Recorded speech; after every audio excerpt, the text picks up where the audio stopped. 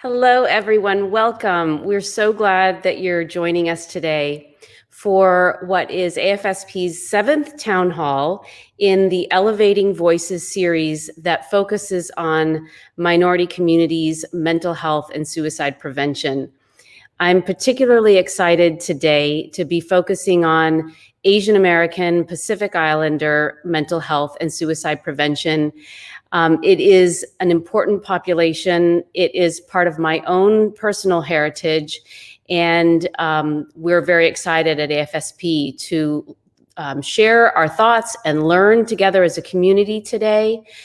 We are hoping to not only learn some things about recent events and experiences and the impact that discriminatory experiences have on mental health, but we are really hoping to engage and increase empathy amongst all of us so that we can learn how to be better allies.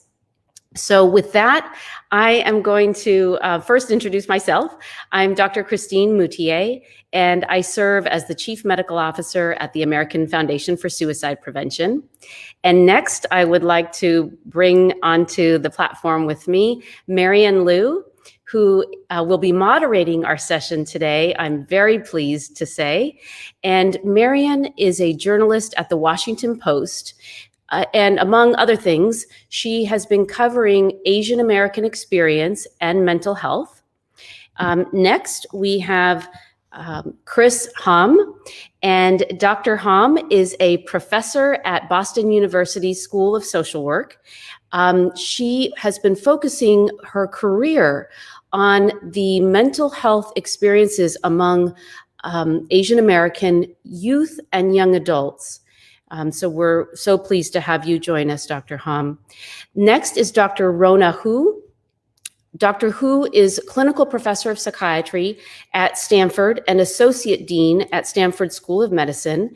And she recently won an important award given by the APA, the Kung Po Soo Award.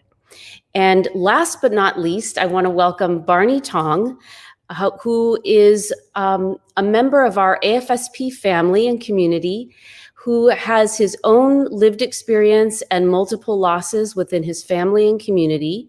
And Barney is also located in Southern California, in Newport Beach, and he works as a sales manager for Fujifilm. So with that, I'm going to hand it over to our moderator, Marian, to take it from here.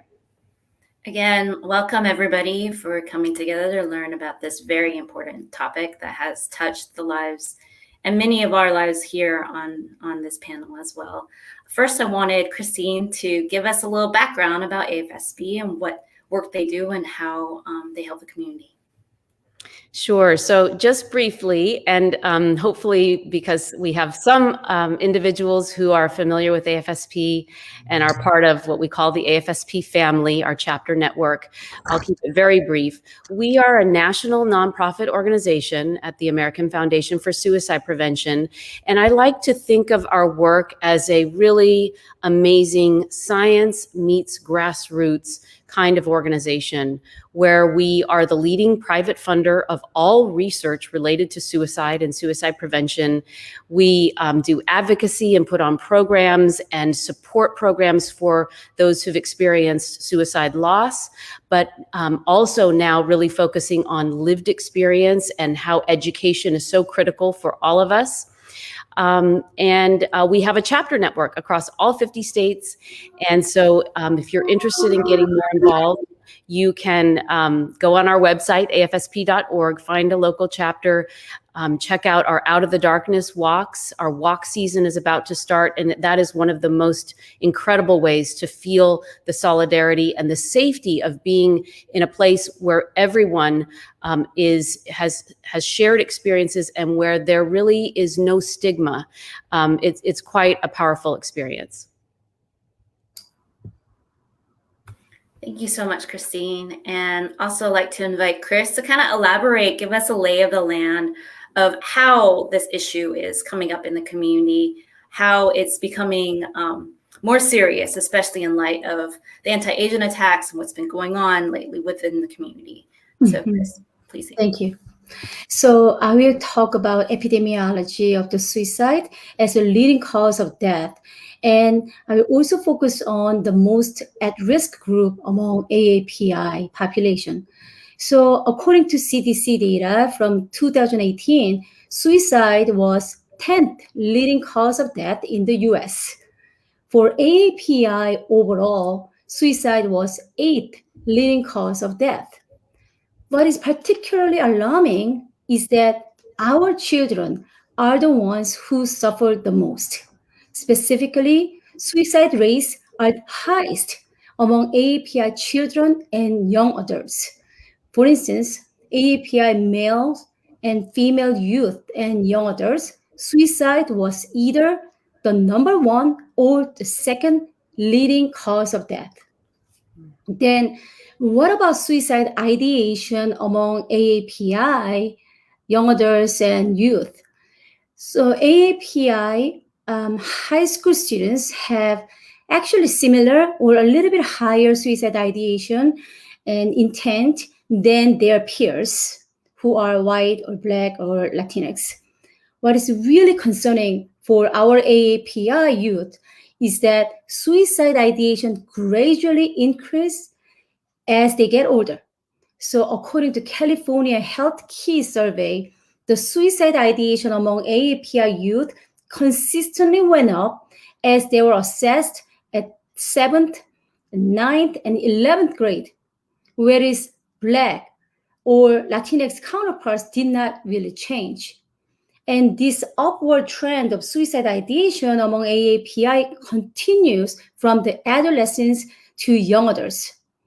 And according to the Midwest longitudinal study done in 2019, among AAPI, suicide ideation was highest among 18 to 19 years old, and almost 1 in 4 at this age group reported that they had suicidal ideation in the past year.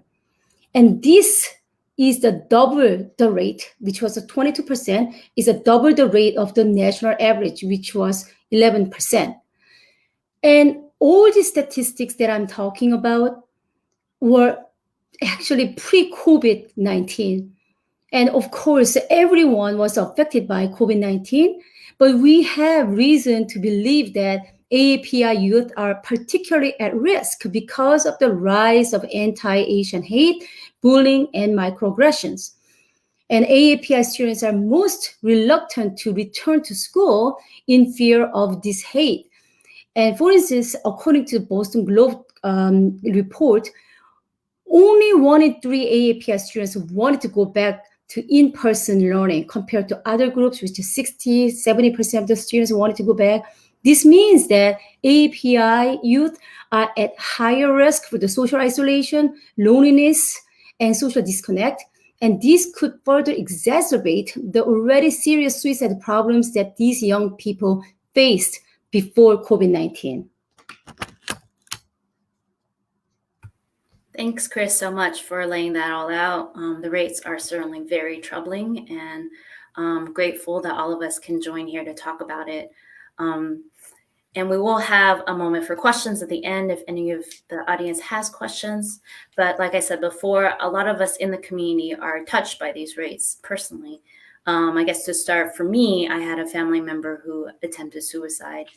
And after that happened, instead of my family or even the person going to therapy, the family decided to just brush it up under the rug, never speak of it again, and act like it never happened. And those wounds don't go away, they just fester. So I wanted to ask each of us on the panel why this topic is important and how it has affected us. So if Barney, you can first start for us. Sure, I'd love to. And I just want to say I'm so grateful for AFSP and the entire AFSP family. There's nothing like it. We bonded after the first event that I did, and it's just an amazing group. And I'm very grateful to be here amongst all these experts, but I do have some lived experience that I want to share with you. I was introduced to AFSP in 2014 by my colleague Justin at Fujifilm.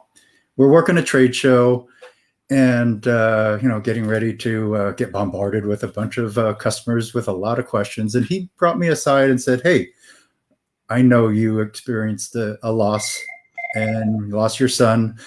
And he told me about AFSP and the overnight. And 6 months later, we stayed up all night. We walked about 16 miles in Seattle, and that changed my life forever. And the reason I was interested in AFSP is because I lost two people to suicide within 2 weeks. Lost my son, Evan, in late December of 2013. And then exactly 2 weeks later, my surfing buddy, Chris, lost him to suicide. He was in the military, just returned, and took his life 2 weeks later. So that really rocked my world and didn't know which way to look. But when Justin told me about the overnight, I said, that sounds amazing. And, it was a little weird at first when I was just walking around and seeing everybody. They were happy. I'm going, wow, that's a little odd. But I thought, well, we should all be kind of down and somber. But after the walk, I realized that, we're not alone. And that's so important. And to be able to talk to people while you're walking all night, we came across many different people, and it was so encouraging. It gave me hope. It gave me a purpose, that, I can do this for my son. And ever since that first overnight walk, I've been volunteering at our local chapter, the Orange County, California chapter.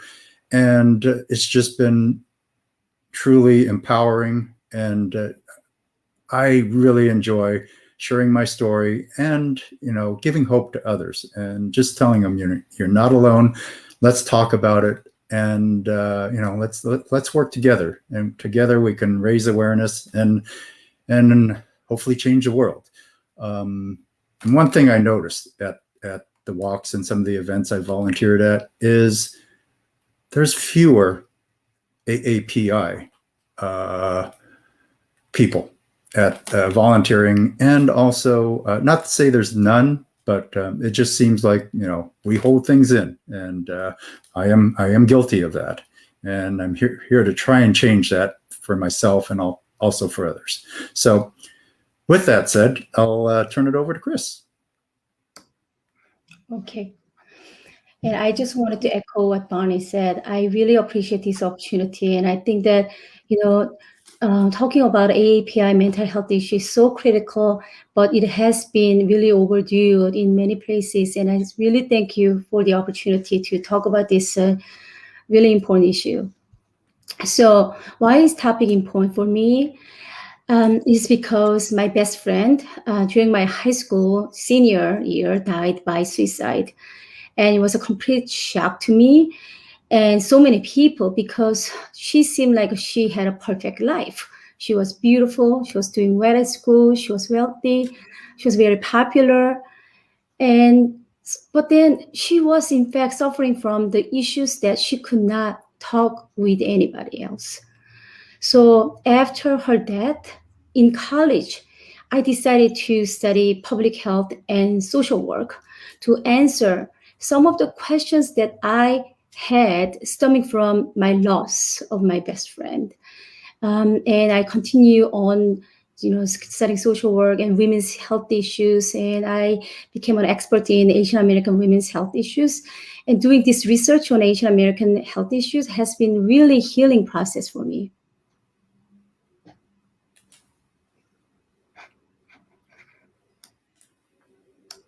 And maybe Dr. Rona could talk about why this topic is so important for you. Yeah, the topic of suicide is important to me even before I became a psychiatrist. When I was in medical school, I lost two people to suicide. One was my boyfriend's best friend from high school, so sort of a frenemy, because he was the one who would tell me that my boyfriend wasn't as into me as I was into him. So a wonderful and funny and smart person who got into one of the best medical schools in the country, but developed schizophrenia and then died by suicide. And then another was a medical school classmate who no one realized, I think, before he died, how sad he was and about things that he couldn't talk about. And first in his family to go to college and certainly to medical school. So I became a psychiatrist. I am at the moment on a locked unit where I was medical director for 20 years and still seeing people live in person during COVID, and have lost people to suicide that I've treated clinically over the years. So it's an ongoing battle, and it's not easy, but it's very worthwhile.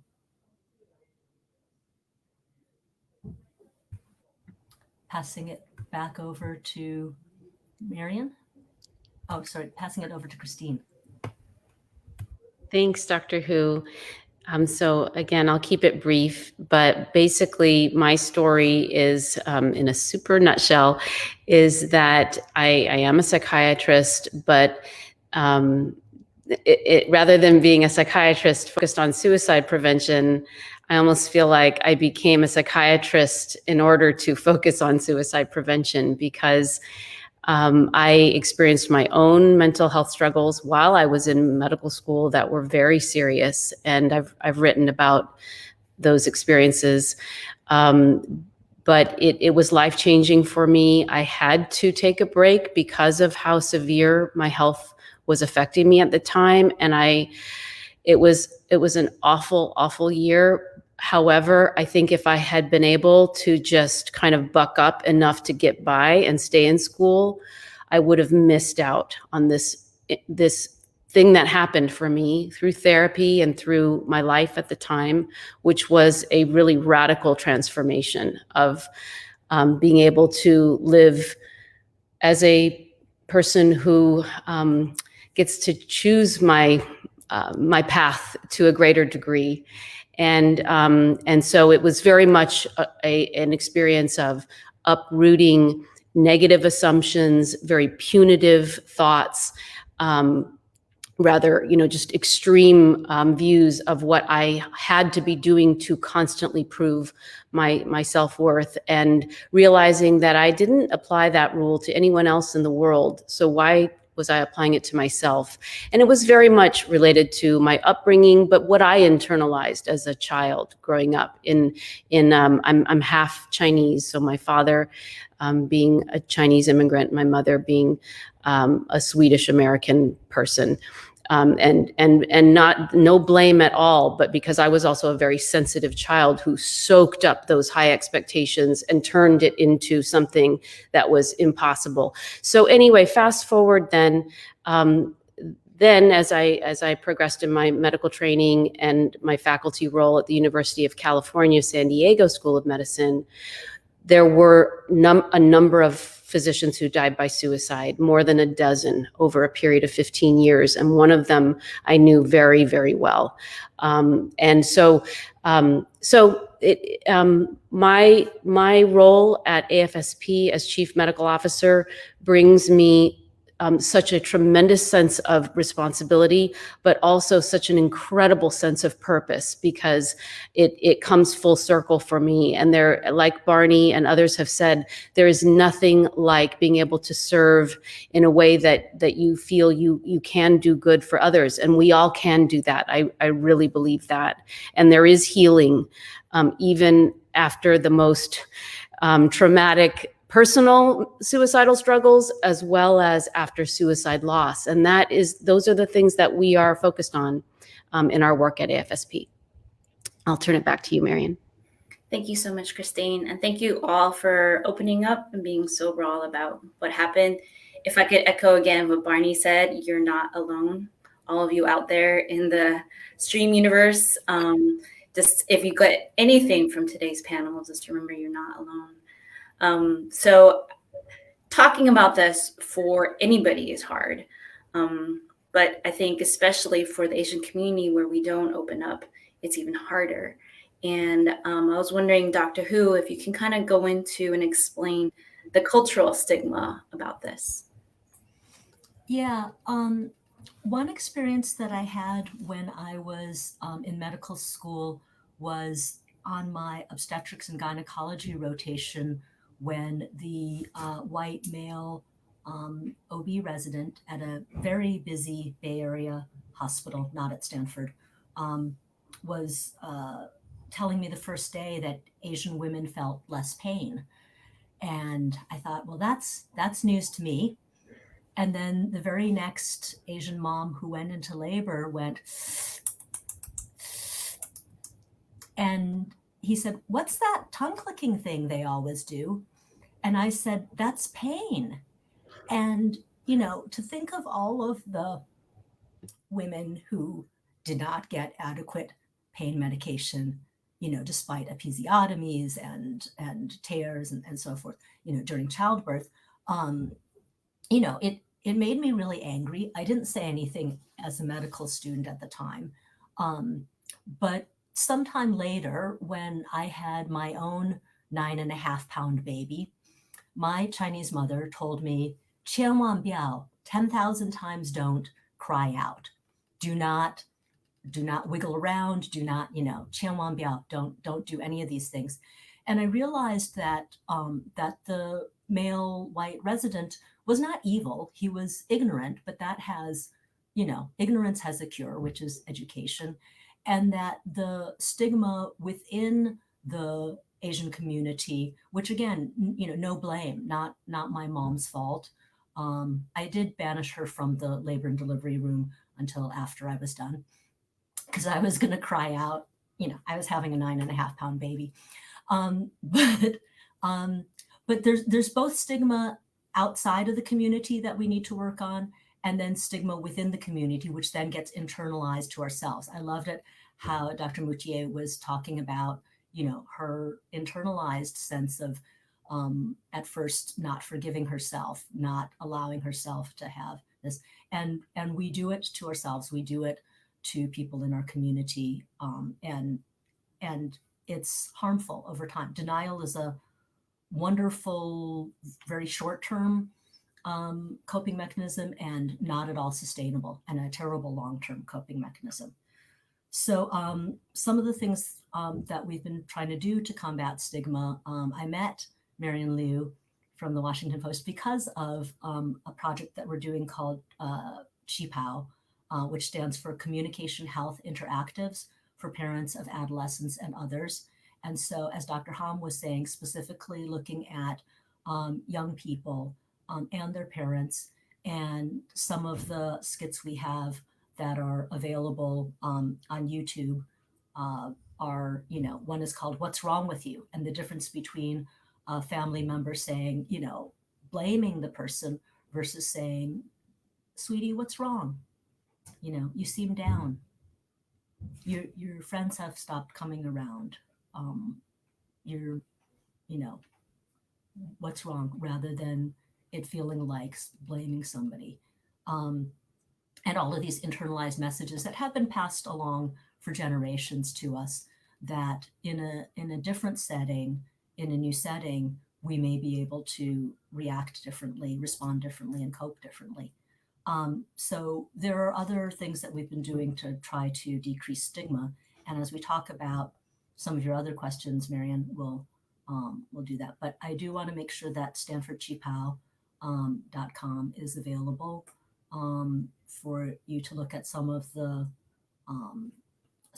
vignettes that we have up already. Everything's version 1.0, version 2.0. Version 1.0 is how it really happened. And they're all written from life.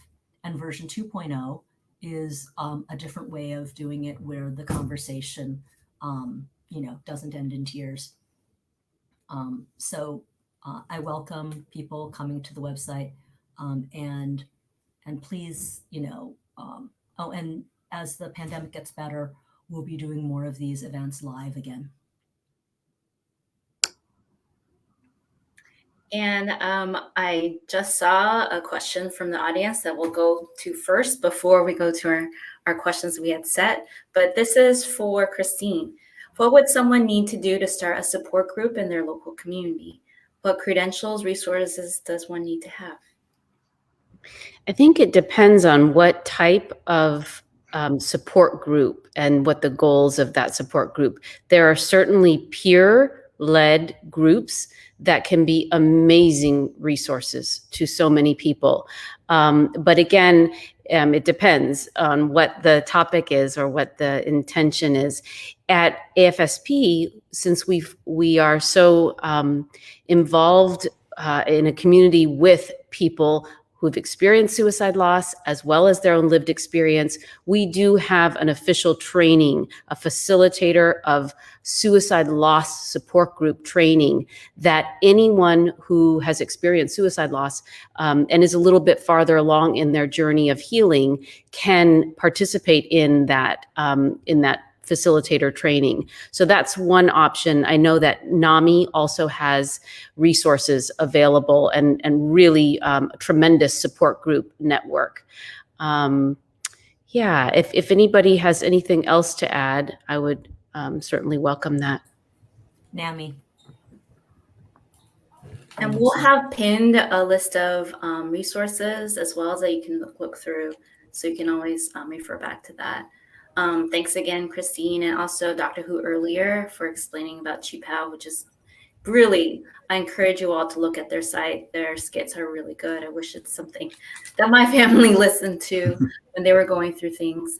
I guess that— Marion, sorry to interrupt, but if we have a moment, I'd like to chime in on a support group that we attended for a little bit. This was offered through Saddleback Church, which we are members of, in Lake Forest, California. And we found out about the Survivors of Suicide Loss group. And it was a group of peers, all affected by suicide. There's International Survivors of Suicide Loss Day in November, I believe it is. But there is a group, and I'm sure there's other peer groups that I think anybody can put together with their fellow survivors, so to speak. So just wanted to throw that little tidbit in. Thanks. Oh, that was really good. Like looking to other resources like that at your church is really good. I guess going back to what Chris had mentioned before with the troubling statistics and how things are not necessarily getting easier, they're getting harder with COVID, as well as being blamed for COVID and the anti-Asian attacks that have followed. If you can kind of, Chris, address like, how is it like dealing during this stressful time, during this time where it seems like it's getting worse? I think it is very important for us to understand the framework. And first of all, why Asian American youth are suffering so much. And with the additional stress and additional microaggression, additional violence against Asians, I think it's really important to understand the big picture. So let me just explain briefly about the big framework and why Asian American youth and young adults are suffering. Because from my own research, we have discovered that Asian American youth and young adults are actually trapped in multiple layers. The first trap is inner voice trap. So it's a sense of feeling that you're not good enough. Whatever, how much success that you achieved, like you're getting into top medical school, right? You're the first generation who went to not only college, but medical school. That's incredible achievement, but they don't feel good enough. The next layer is family trap. It's an interpersonal trap. So as children of immigrants, a lot of children are actually suffering because of the stress that parents are dealing with. So those are family trap. The next level is race trap. Race trap is even before COVID, Asian American youth or Asian American people in general have been dealing with all different kinds of racism. Those are perpetual foreigners, like you're a foreigner no matter how long you have lived in America, and modern minority or invisible minority issues. So we already have this kind of stresses. But then because of the COVID, there's an additional layer of stressors. But then, despite of all these traps that people are dealing with, but these people are not seeking help because of the stigma issues. And another really important thing is that because we don't have enough culturally sensitive and culturally grounded psychotherapy methods, really, we have so little research has done targeting Asian American population. What kind of therapy are necessary? What kind of therapy are going to be effective? So those are multiple layers that Asian American individuals are struggling with. So in order for us to target this massive problem, I think we have to target the problems one by one. Inner voice trap. Okay, how do we do that? Distress tolerance. We need to increase the distress tolerance, resilience development. And family trap, we need to find a way to reduce the conflicts of the family members. Okay, that is complex, but we need to find a way to do that. Race trap, we need to find a solution to reduce the discrimination and racial violence against Asians. Okay, and the suffering alone, we need to find or develop a better healthcare or better psychotherapy, better mental health solutions for this targeted group. Thank you so much for your very comprehensive answer. And I guess the question, especially since so much of this issue is personal. So I want to first ask Dr. Hu and then Barney, if you could follow, how does one even open up if this is, affecting us, if this is an issue that is affecting us? I think it starts by recognizing that there are painful things. It starts by, and I really do have to mention this, it seems obvious, but right after the shootings in Atlanta, one of those free newspapers that only my Asian neighbors and I get appeared on my driveway, and it said, "The most important thing is discipline." And, it's sort of like anger will back up your chi and your liver and cause high blood pressure, which, by the way, isn't accurate, but also is not helpful. So there are going to be feelings, painful feelings, when painful things happen. And this includes, anti-Asian discrimination and violence. And this includes when there are losses and mental health crises in the family. And I'm so glad you brought up NAMI, Christine, because one of the most important things that NAMI taught me was not only that in the stages that Elizabeth Kubler-Ross first described about grief, these also happen when something bad happens. So, anger and outcry, bargaining, denial, acceptance, depression. Well, hopefully acceptance is the last stage and being mobilized. But an important thing is that family members and friends can be in different stages. And I can go through 3 stages in a day easily. I can start out the morning in anger and then get to bargaining and so forth. But so it can make it difficult to ally and have conversations with family when you don't give yourselves permission to be in somewhat different stages. So that was a take-home point from NAMI that I thought was very important. So recognizing the pain, but also being able to pick it up and put it down, and at times be, ready to talk about it and so forth, but then giving yourself permission and other people permission to not always be in that same space. Well, I'll add to that, Dr. Hu. In my experiences with being an advocate and just talking to people affected by suicide, we've got to remember that it affects everyone. Some people will talk about it. Some people won't. More AAPI people will, hold it in, as we all know. But a few of our family members, when my son died, didn't want to talk about it. They just suppressed it. And, it's important to talk about it. There's a program that we offer through AFSP. I became a presenter, but I haven't presented yet. It's called Talk Saves Lives, and it's a powerful program. I really look forward to presenting it at some point in time, and I would encourage you to look for the presentation through your local community chapter, or you can just Google, I'm sure, Talk Saves Lives and AFSP. It's a fantastic program because talking is so very important. And before you get there, though, there's a number of steps as you either process the grief that you've been through, or everybody's in a different stage. But basically, it really, really helps to be totally transparent.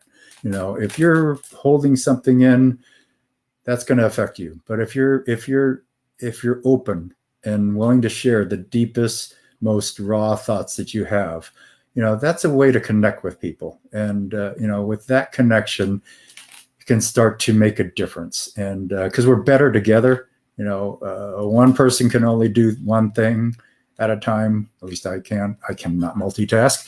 But as a team, as a group, as a family, we can really, really make a difference. So that's my thoughts on that. Thank you, Barney. You're giving all these good truths today in like packed sentences. So he said, you're not alone. Talk saves lives. And what was the last one that? Oh no, you're relying on my memory. Better together, right? Better together. Yes.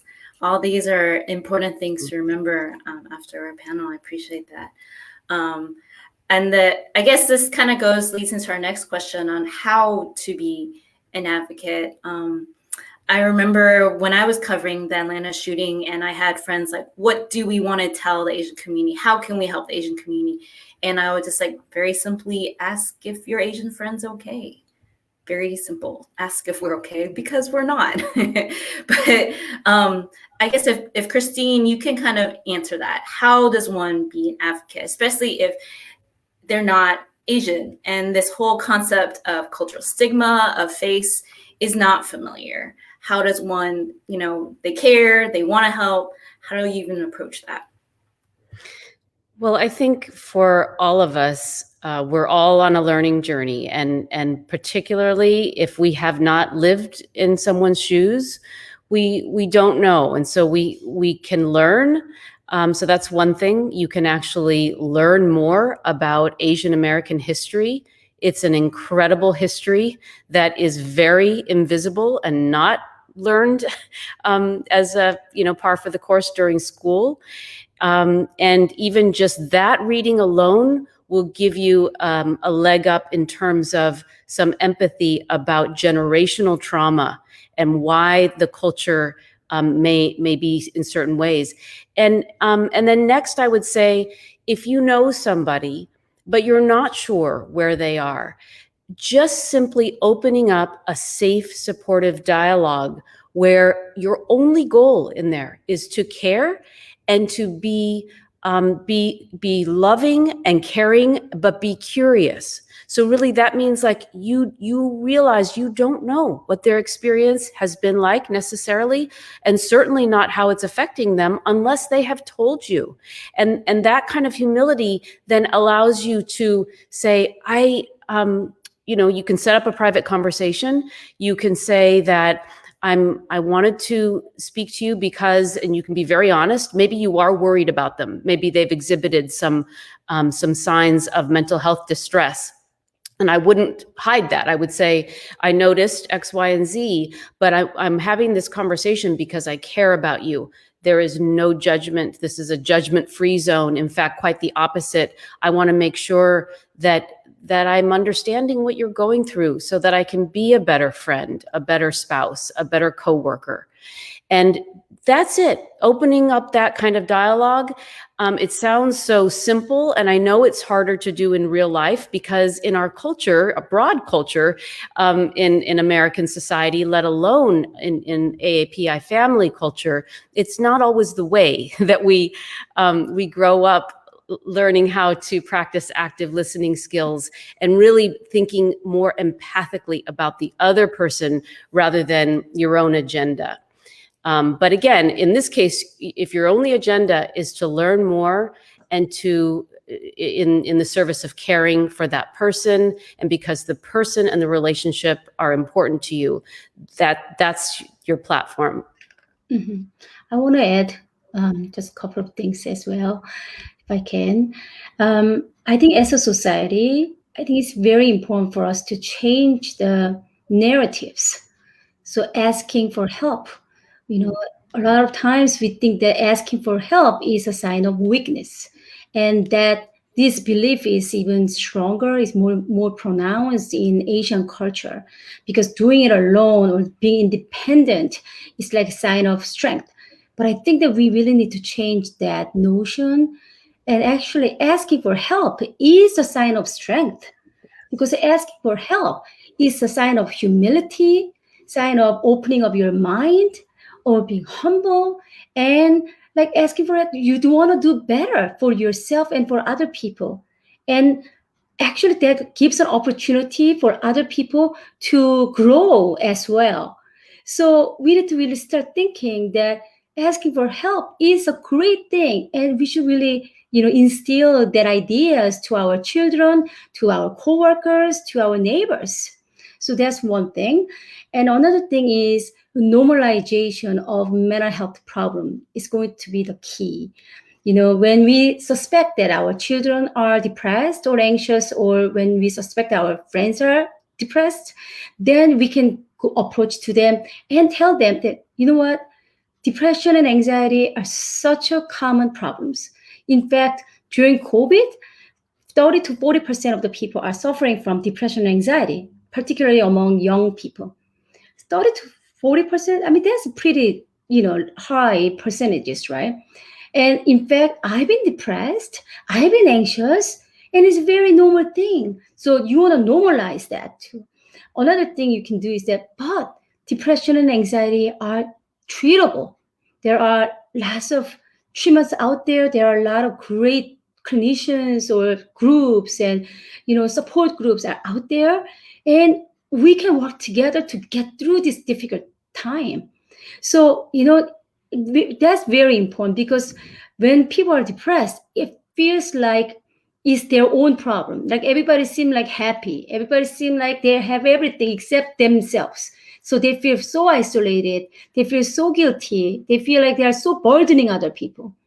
So another thing about burdening is a very cultural thing, that Asian American people, they are suffering alone, and they are also called as like a hidden ideator. They are hidden, they are suffering alone.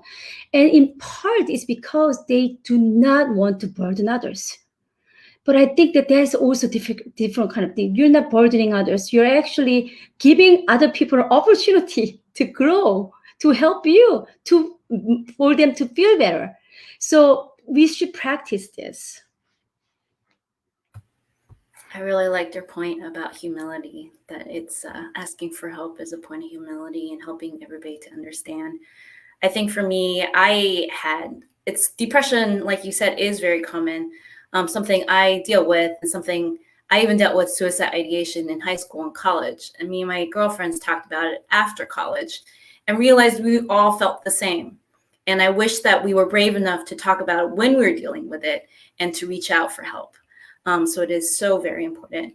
So to follow up on a listener question, are there any strategies for talking to an AAPI family member or friend who is resistant or ignorant about the existence of mental health? And I guess I'll direct this to Dr. Hu. First of all, don't give up. It will probably take more than one try, more than one effort. And as Dr. Moutier was saying, starting by listening, sort of seeing where they're at, and emphasizing, as Dr. Ham did, that there's treatment and help available. This idea that asking for help is well, actually, let me bring up the burden question first. That if you can gently say that that getting help would help everybody's burden,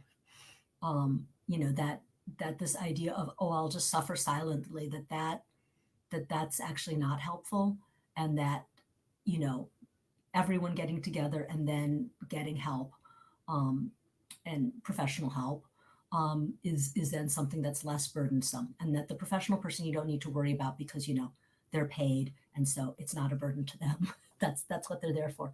One strategy that I've used is because mental health tends to be seen in a different category, is to sort of point out the brain is part of the body. There is no health without mental health. And I've sometimes used the analogy of, you know, I wear glasses or contacts, and if I simply ignored and said, I am strong, I'm not going to wear glasses because I don't need them, then I would, you know, drive into trees, right? And I don't think that I'm a less worthy person for needing corrective lenses. I wish I had perfect eyesight, but I don't. So I get the help I need, and then I'm able to function. But it wouldn't be a show of strength to actually. I think there was a point in my childhood when people just wanted me to like try harder and squint at things, but that was surprisingly ineffective.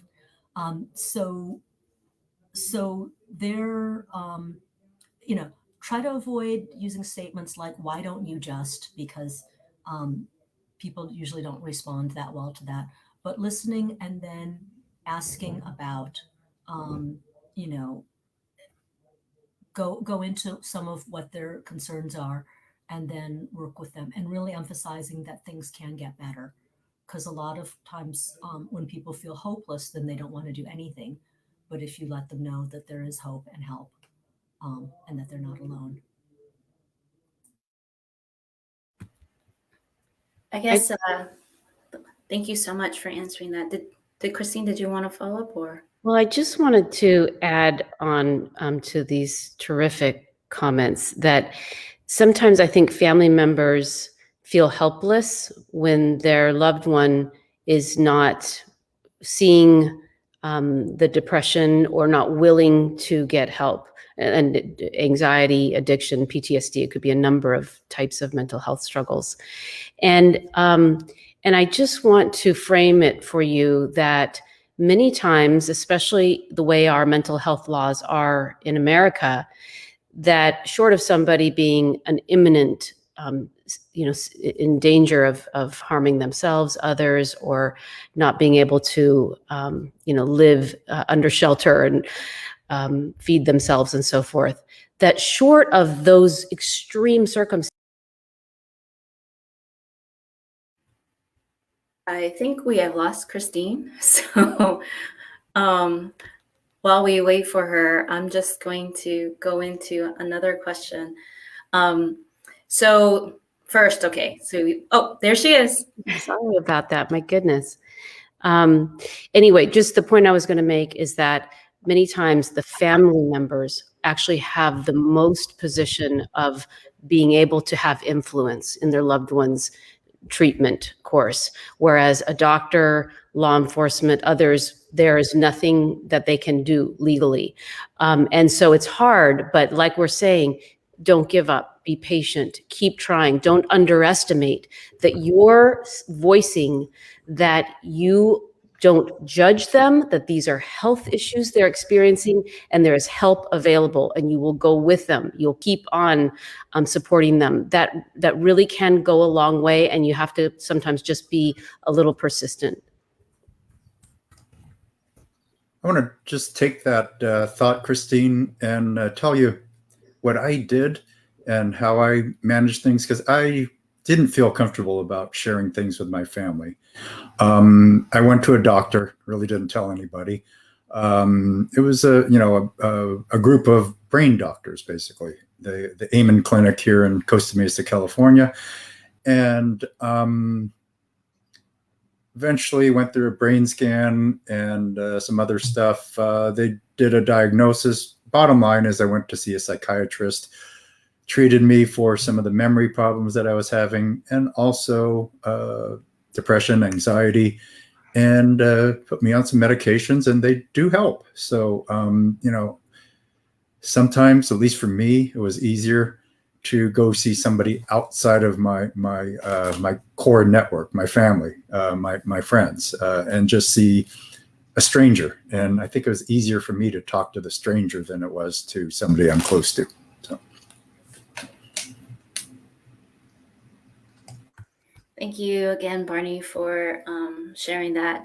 I also wanted to share something, if it's okay, that you shared yesterday, an analogy that is similar to Dr. Who's, that if your leg or whatever is broken, you wouldn't just like let it stay broken, just like you wouldn't not wear your glasses. You would go check it out and make sure that, it's okay. And I guess I wanted to, again, stress, if anybody has any questions, to please put into comments. Please let us know. We're 10 minutes out, so kind of wanted to leave this now. I'm going to open it up to each person to kind of say final remarks and any advice for people who might, themselves be going through this, or their family member or friend is going through this. I guess bringing it back to Barney's original point that you are not alone. So maybe let Barney kick this off first.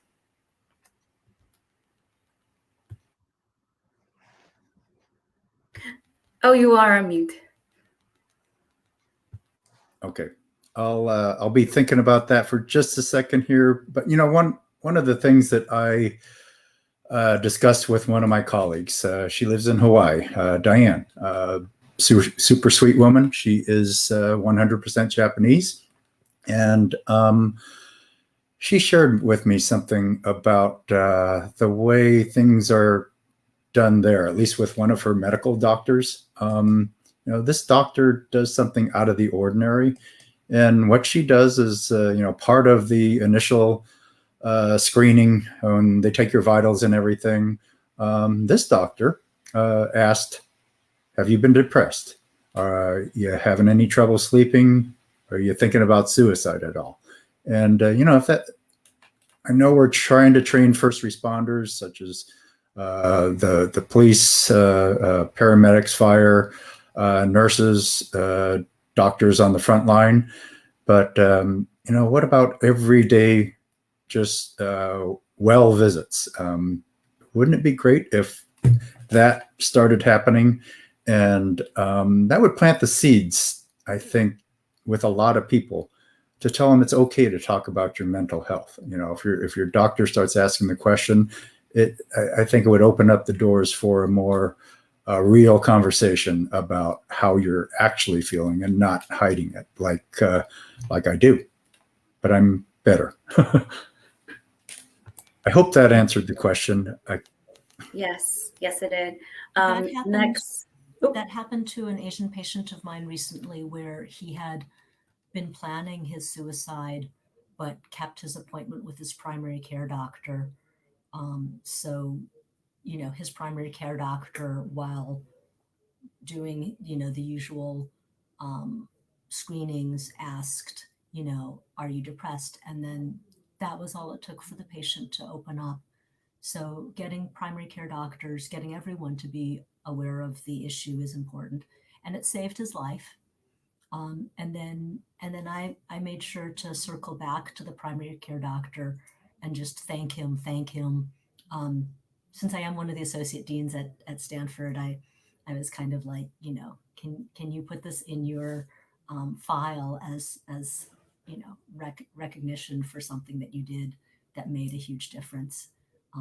And so to teach people and to appreciate when they're able to do that. So your friend's doctor also, is doing the right thing, and more education on that is very much needed.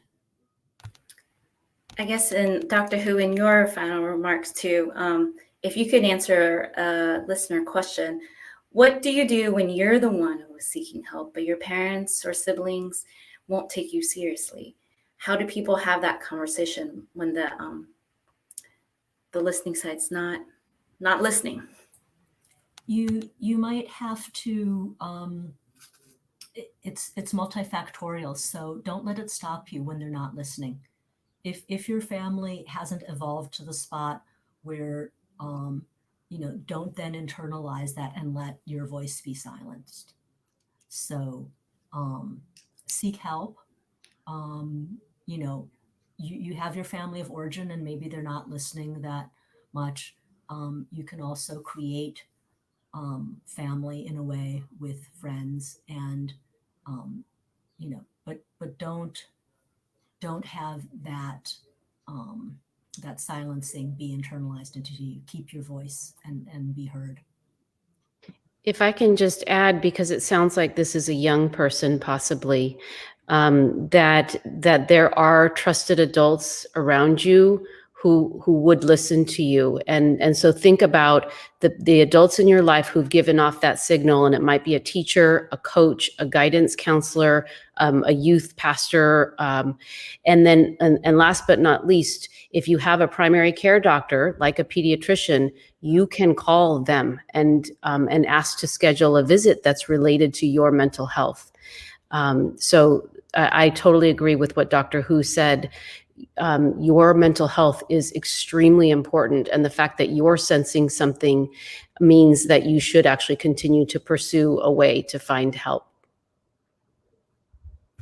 Thank you so much. These questions are really good and really important.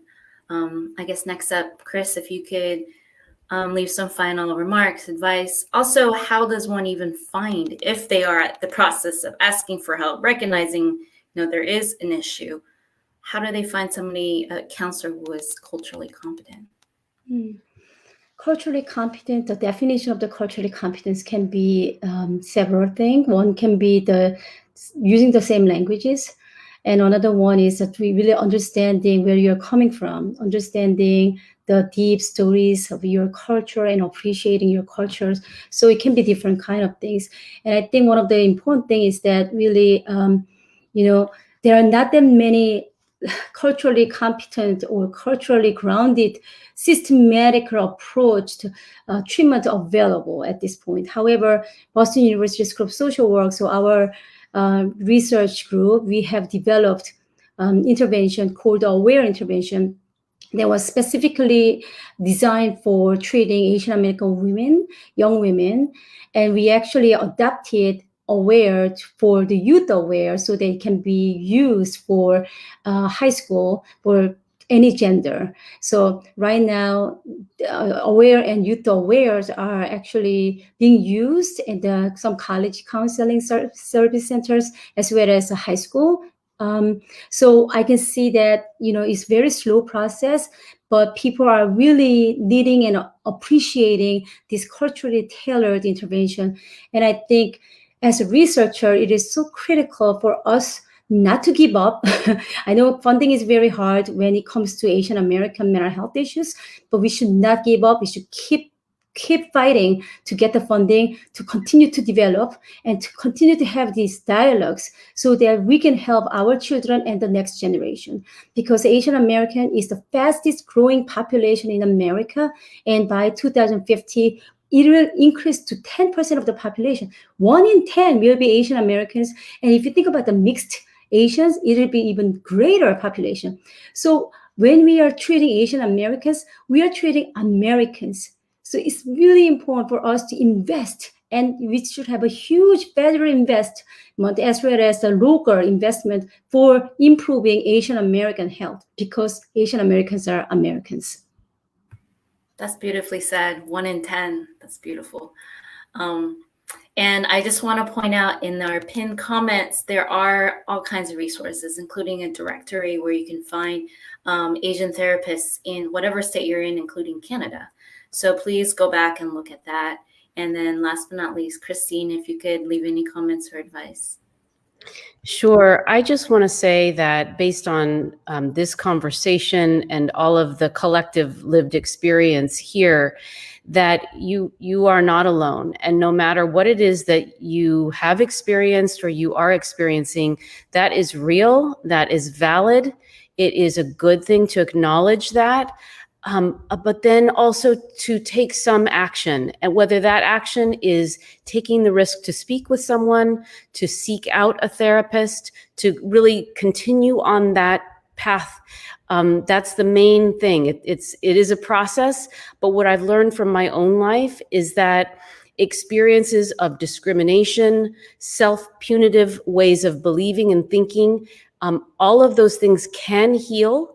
And as they heal, and if you are able to start talking about it, especially, what you might find, if it is like in my experience, is that what once was a potentially really quite extreme vulnerability, it certainly feels like a vulnerability, can become a point of strength and even power. So I've had that strange, amazing experience where vulnerability becomes superpower, and it's a blessing to experience that.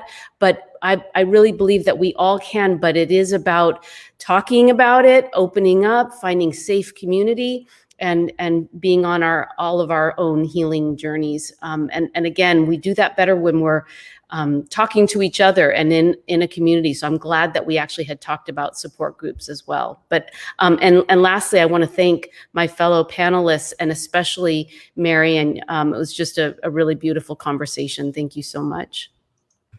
Thank you, all of you, and thank you, listeners, for tuning in on this really important and troubling topic. I just want to echo Barney's words again. You're not alone. So please check out the resources. Please check out Stanford Chi-Pow. And thank you all again. Take care. Thanks, everyone.